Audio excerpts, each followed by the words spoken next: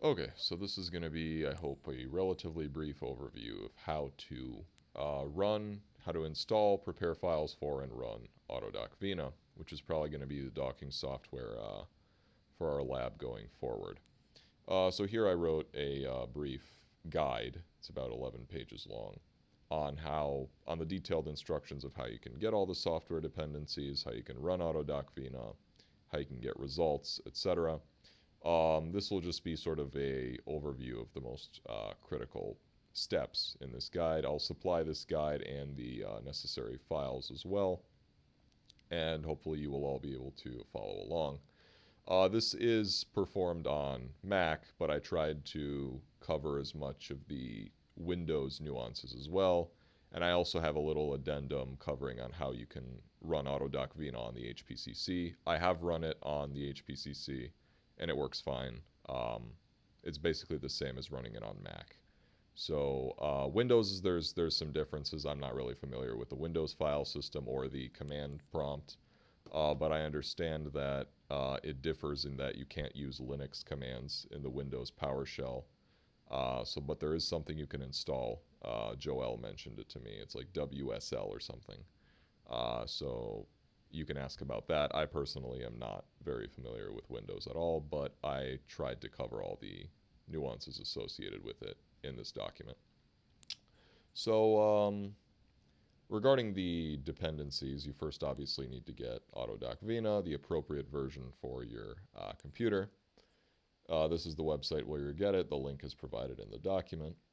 And you'll get either the Windows, Mac, or if you're running it on HPCC, the Linux version. I got this 64-bit version for my Mac, and for Windows, you're going to get this one. Feel free to look at the installation instructions as well. Um, Basically, you're just going to unzip it, and it's going to be a folder containing AutoDock and AutoDock's executables. I can actually pull it up. What it looks on my end, it's basically just it's this. You'll get a folder that has its license and a folder called bin, and in bin you'll have Vina split. These other files, don't worry about them now. I'll discuss them later. I put these in there in order to run. These are my input files. But Vina and Vina split are going to be your executables in there. And then you're going to get something called MGL tools, also known as AutoDock tools, I believe. You also go to this scripts website. The link is here. And if you're if you're using Windows, you're in good shape. If you're using a Mac with a newer operating system, you are not in good shape because MGL tools doesn't run. So what I had to do was install a virtual machine that runs Linux on my Mac, and only there am I actually able to run MGL tools. Don't worry, getting a virtual machine on your Mac is not difficult. There's this wonderful YouTube tutorial. It's completely free. You can get Ubuntu Linux, which is what I did, and I just run it on there. It's not without its problems. It's extremely glitchy, and like every 10 seconds, it's like it's going to have a seizure. So I have to be very careful running the virtual machine. I'm currently running it, and my laptop fans are on full blast. But you should be. I only use it to run MGL tools, and it eventually gets the job done. So this MGL tools thing is just for getting the PDBQT file of your protein receptor. You don't really need it for anything else, but it is intended to be like an all-purpose file preparer for AutoDock. So if you have Windows, you can get it. You can probably use it to its full extent. If you have Mac, it's going to be a bit of a challenge. The next piece of software I think you should definitely get. It's necessary for this, but in general, if you're going to do any sort of computational chemistry work, OpenBabel is kind of a must-have. You go to this link, then you go on the Files tab, OpenBabel, and I recommend getting this older version of it instead of the newest one. The newest one is not so straightforward to install, in my experience. The older version will have two files, one for Mac and one for Windows, an executable, and a zip file. You just simply go through the installation process, the standard installation process, And by the end of it, in your command prompt, you should be able to just type obabble, and you get this output. That means OpenBabel is can be called in your command line. Um, on Windows, I believe you can simply just do obabble as well. I know Windows does have a difference. You can't use Linux commands in Windows unless you install this WSL, Windows Subsystem for Linux thing.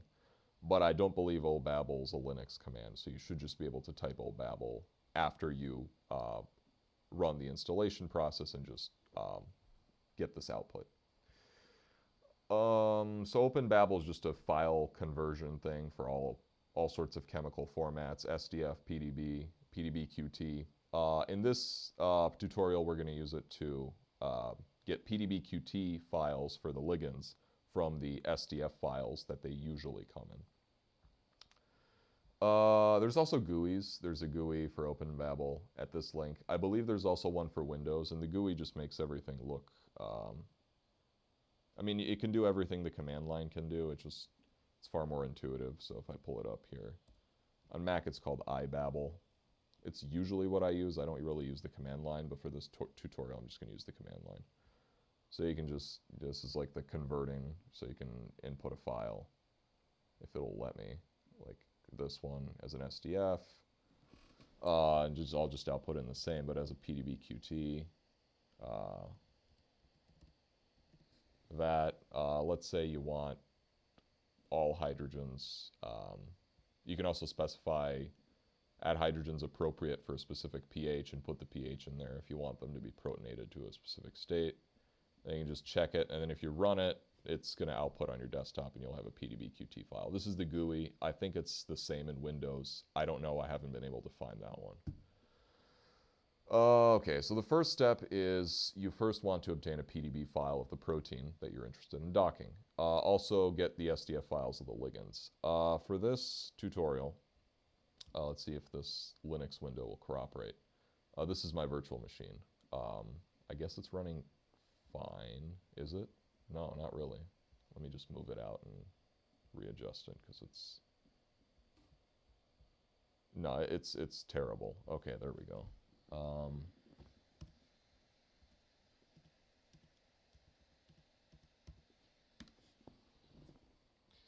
So first you want to convert using MGL tools, you'll convert it to PDBQT format, and I laid out the instructions for doing that here. On Windows, you shouldn't have any trouble doing this. On Mac, I have to go through these links. So the ligands I'll be looking at in this are actually just the first three. So inhibitor 1, 2, and 3. These were just in there, I don't know from when, but I'll just be looking at 1, 2, and 3. And it's super slow, as you can tell. And this is the AutoDock tools menu. Once you install it, you should be able to just run it like a normal application. So let's say you want to, I'm going to follow this, this instruction. So you want to first read your molecule in. There's certain steps you have to follow to get the PDBQT file. It's going to be on my desktop. And it's going to be I already did the PDBQT, but I'm just going to do it again so you can see. And it's going to be opened. And it's going to take a while to load because why not? Still parsing the atoms, whatever that means.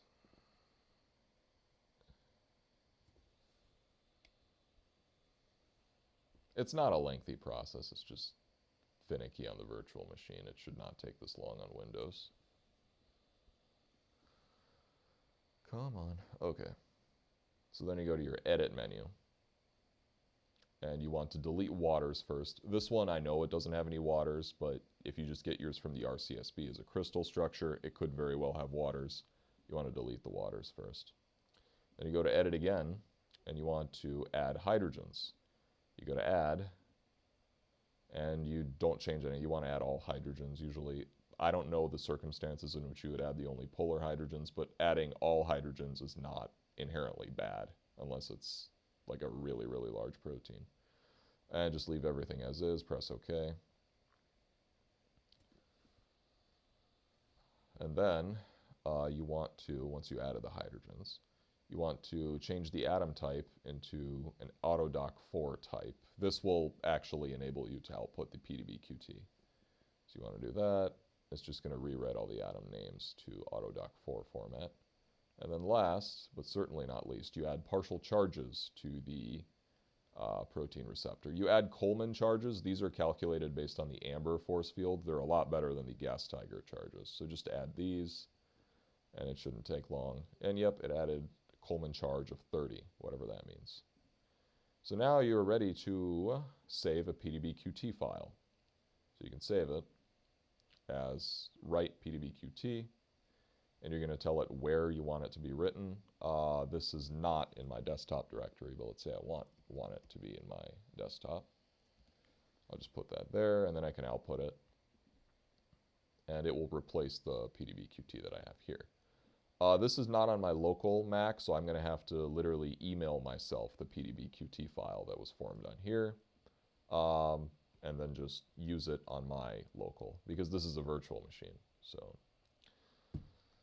okay, so this step just goes over everything I spoke about. So you get your PDB-QT file of your protein receptor, and you take it to wherever you have AutoDock Vina installed on your local computer, and you put it in here. For instance, I put mine in the bin directory. Well, you should put it in the bin directory, but my bin directory is here, and this is my PDB-QT protein receptor file. Okay, so next you want to consider, okay, where do I want to dock my ligands? So this is where Pymol comes in.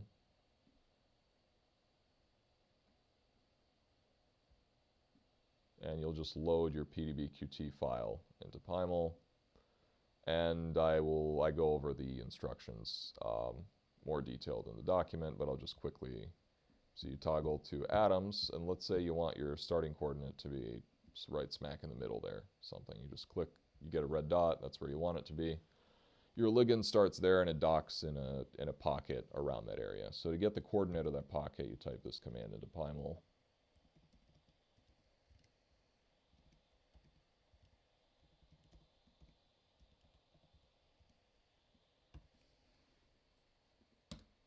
And these are your X, your Y, and your Z coordinates, respectively. Note these down because you're going to put them in an input file later. And then you want to determine, so AutoDock is basically going to sample a cubic volume with the starting coordinate at its center. So you want to get the dimension of this cube. So it encompasses an adequate portion of your protein during docking. Like if you want to sample more of it, you obviously want a greater dimension. If you don't care as much, you can have a smaller one. So how can you get an idea as to this dimension? You can just go to the measuring tool in Pymol. Let's say I want to encompass this whole, whatever this is, this whole transmembrane domain. So let's just measure across, and this will give me the length in angstroms, 41. Okay, so I imagine if I have a cube of dimension 41, it should encompass this whole thing with the starting point at these coordinates. So yeah, this should be good. So I note this dimension, or 40. I did 40. 40 should be fine too. I note that down as well as my dimension. Okay, so this is what you get from Pymol. You don't need to use it until the very end again. Let's just X out. Okay. So now you want to use OpenBabel to convert your SDF files to PDB-QT format. And how you're going to do this, for example. So my preference is to have all of my ligands have basically the same naming convention. For instance, my inhibitor 1 is IN1, IN2, IN3, IN4, and so on. For this tutorial, you're probably just going to be using one ligand, but I mean to extrapolate this to multiple ligands because down the road you're probably going to be doing multiple ligand docking. That's the logical extension of this. So this is the command. You go into the directory where your SDF file is, and this is the command you run. Obviously, you're going to change the name of your SDF file to whatever it is. and this is your output, dash O in1 dot PDBQT. This will tell it to produce a PDBQT output. And you're going to repeat this for all of your ligands if you have more than one ligand file. You could have all of your ligands in just one SDF file, and if you run this command on just that one SDF file with multiple ligands in it, it's going to convert all of them into PDBQT format. And then you're going to have to you're going to have to split that file into individual ligands. AutoDock Vina does not take as an input a ligand file with multiple ligands in it, so you're going to have to split it. And that's where this thing comes in, the Vina underscore split. If you have a file with multiple ligands, Vina will split it into their individual PDBQT files. But first, you should convert it to PDBQT using OpenBabel. So this is how you would run the Vina split. Don't forget this dot at the beginning. This specifies the current directory. And then, yeah, same here. OpenBabel, you don't need a dot. But I've found that sometimes for Vina split you do. Yeah, I wrote some notes here which relate mostly to the nomenclature. Because like the Python script that I'll mention later relies on my naming convention. It was meant for my ligand files, but you can easily adjust it to accommodate yours. You just have to put like the naming convention you use for your ligands in it instead of mine. So it shouldn't be that complex. Okay, so then you'll get ligand PDBQT files alongside your protein PDBQT file, and you want to make sure that all of them are in the bin directory of your AutoDock Vina package. So I have here my 3 ligands, and I have here my protein. These I'll mention later. These are not essential for this. This is just, this one is a Python script that will be used to generate config files later, and I'll provide that as well. And this one's a Slurm job script that is completely useless here, but it's only useful on HPCC. So yeah. So then the key step in the AutoDock Vina workflow is generating the config file. And the config file will tell it, AutoDock Vina, where it can find the protein receptor, what ligand it's going to use in the particular docking, and the coordinates that you obtain for PyMol, for instance, the center coordinates and the dimensions. It's also going to tell it to output the results as the different docked poses as a PDB file, and also a log, which is going to contain the kilocalorie per mole scores of each of the docked poses. So these are all of the instructions that you supply to AutoDock Vina. This config file contains everything.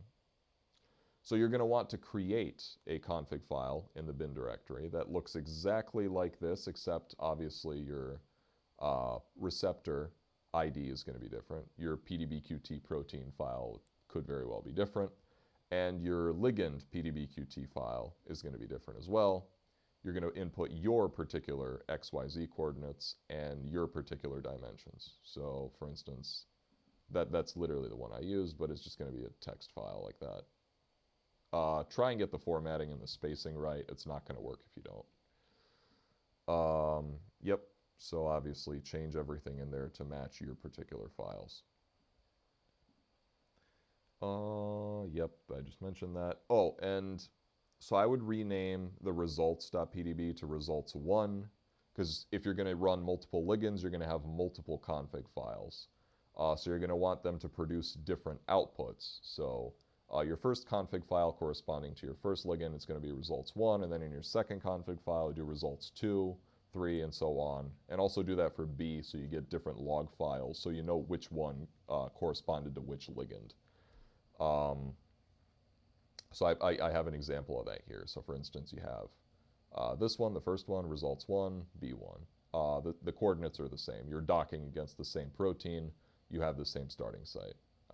This is the second ligand, and the results2 and B2 for your log. And then your third one, your results3 and your B3. So you can manually make all of these for all of your ligands, all of your PDBQT ligands. And that's what I did in this case, just because I only have 3. But in case you have, I don't know, maybe like 50 ligands, it's going to be kind of onerous to go through all of them and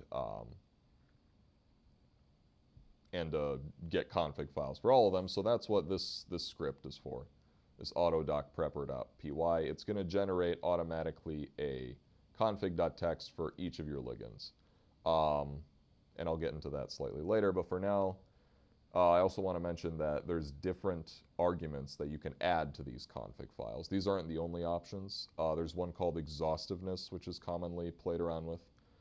I don't really understand exactly what it is. I haven't bothered to go too deeply into it, but it's basically just how thorough, how profound the docking search is going to be, how complex the Monte Carlo simulation is or something. I have no idea.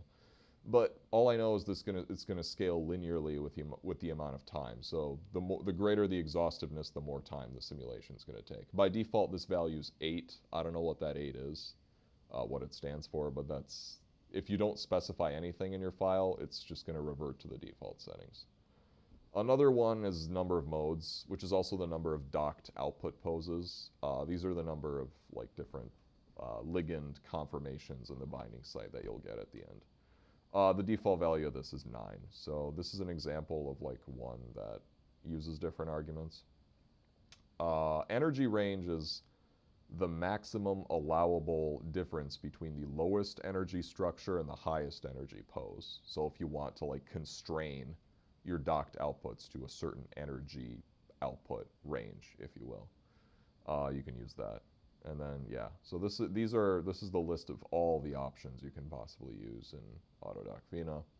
I'm by no means a connoisseur in this, so I couldn't probably explain most of these. And yeah, the script, so AutoDock prepper.py. So in order for this script that I made to work, you have to have an initial just sort of template config.txt file that has to be completely filled out. You have to put your coordinates in there, you have to put your dimension in there, whatever you want that to be, and just it's going to make a new config file for each ligand that you put in, and it specifically looks for ligands starting with IN or subs, so you're going to have to change the script to suit your ligands if your ligands start with a different name. So just as an example of how it works, I'll just run it in this directory as well, or I believe I have it here. Okay, so if I just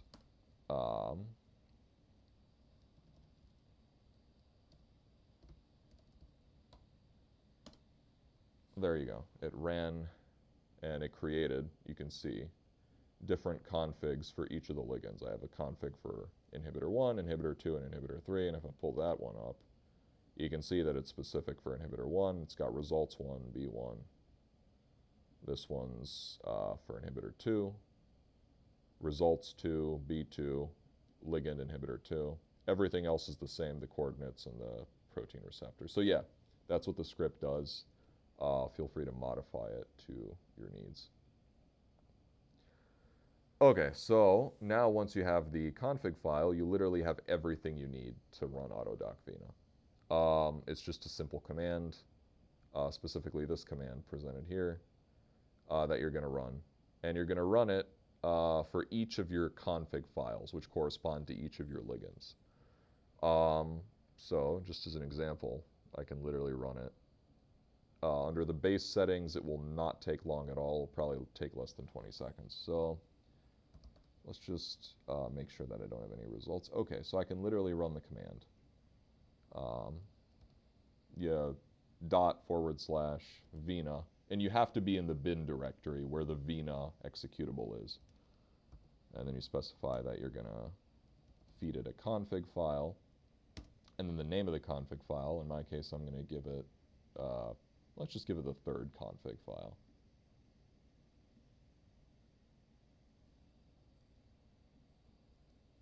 in3config.txt. Yep, that's it. So if I just hit enter, it's going to begin running. It detected that I have 8 CPUs, and it will allocate resources accordingly. You can also force it to use a specified number of CPUs. I have no idea how to do that. I think it's one of the arguments I mentioned earlier. But oh, and look, it's already done. So this is under the most basic of settings, and you get your 9 by default, 9 docked poses. You can increase this using the num modes argument. And these are the binding affinities of the ligand to the protein receptor in kilocalories per mole, and the RMSDs and whatever, something else. So you're going to repeat this for each config file to get, and if I ls, you'll see that I have the log, the b3.txt for in3, which just ran. So I have the log file, and then I have the results PDB file, so I can visualize it. And in order, I'm actually going to visualize it now, just to show you what the outputs are going to look like. So I have the results3.pdb. I'm going to open that in Pymol. And this is these are the 9 docked poses that AutoDock Vina produced. However, you also have to insert the protein PDB file in there, or PDB-QT file. So you can see if I toggle through the states, I have the different confirmations or whatever. And if I put the PDB-QT file in there as well, I'm just going to drag it in there. This is actually the docked pose. You can see the ligand was docked in that location. And let's just toggle through it. So you can see the ligand there. This is the area the ligand sampled. This wasn't a very thorough docking by any means. I mean, it finished in literally 10 seconds. But the general principle for more thorough dockings are just increase the exhaustiveness, increase the number of modes, and yeah. But yeah, this is what an output looks like.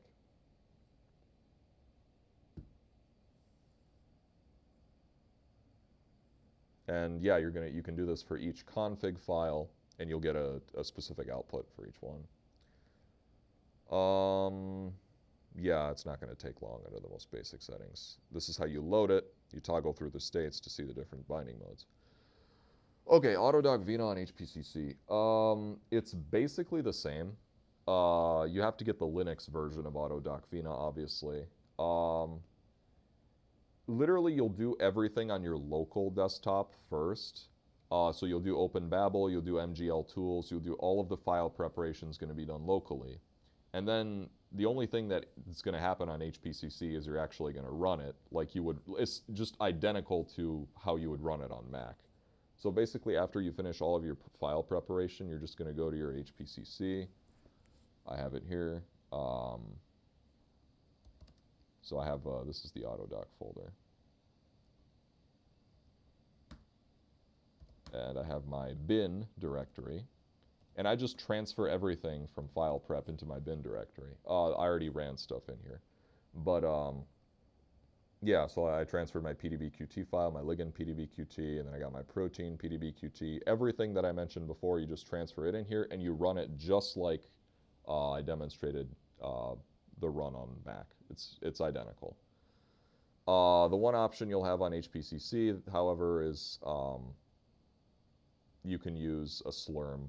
You can use Slurm files.